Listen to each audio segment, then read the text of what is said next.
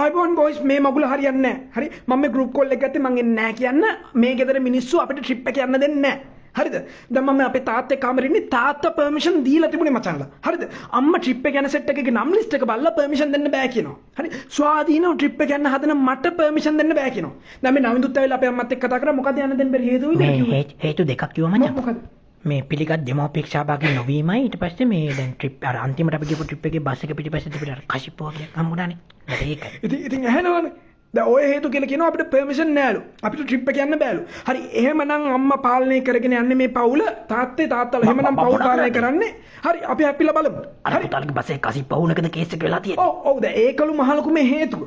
හරි ඉතින් ලංකාවේ කොල්ලොන්ට ට්‍රිප් යන්න බෑලු. මම දැන් මේ ඉන්නේ තාත්තගේ කාමරේ පුළුවන් නම් මෙතනනුත් අපි එලවන්න. මෙතන මට කරන්නේ නැහැ. ඔය යන්නේ ඉතින් මම මොනා කරන්නද? බෑ.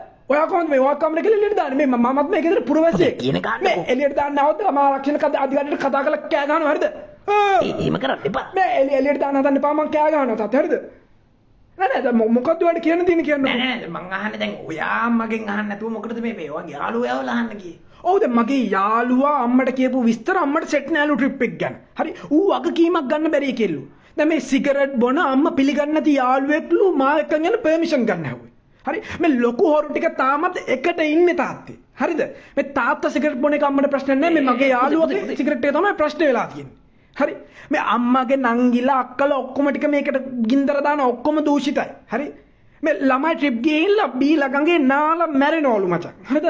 මේ පාරම්පරික නාකි සෙට් එක තමයි තාමත් මේ පවුලේ පාලනය ගෙනියන්නේ. අපි ලස්සනට කොල්ලෝ සෙට් එක එකතු වෙලා ට්‍රිප් එකක් යන්න හැදුවා. මේ ඔය විදියට නම් අම්මලා තාත්තලා දෙමෝපියකම් කරන්නේ හරි.